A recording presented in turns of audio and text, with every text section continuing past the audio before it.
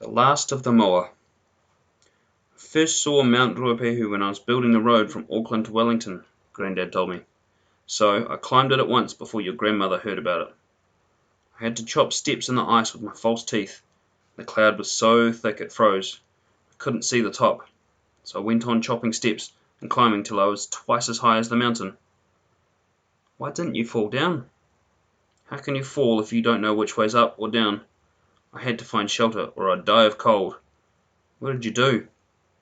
I chopped some blocks of frozen cloud with my false teeth and built an igloo. An igloo? Grandad nodded. I heard cries for help. Here, I yelled, and 1,000 lost and freezing birds flew and perched, shivering all over the inside of my igloo. It soon warmed up with their breath. What sort of birds?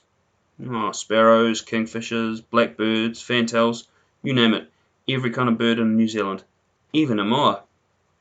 But moas are extinct. Mrs. Johnson said that at school. This one was very alive. But moas can't fly. I asked it about that. First it pretended it didn't speak English. Then it owned up to getting lost and following my steps cut up the mountain into the frozen cloud. Just then the sun came out, the igloo melted, and the frozen clouds started to thaw. We were about to crash on top of Ruapehu, several thousand feet below. Birds were all right.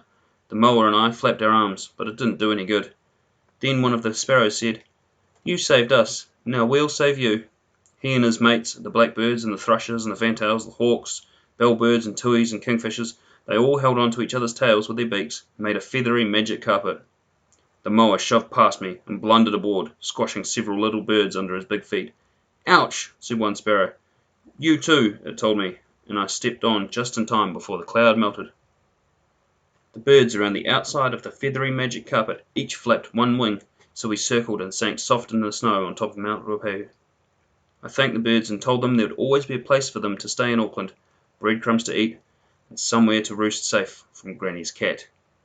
What about the moa? Took off without a word while I was saying goodbye to the sparrows.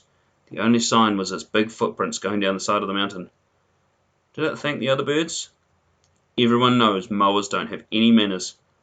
What happened then? The sun melted its tracks, so I couldn't ever show them to anyone else to prove it had been there. Bit of a shame, really, said Grandad. That was the last of the moa.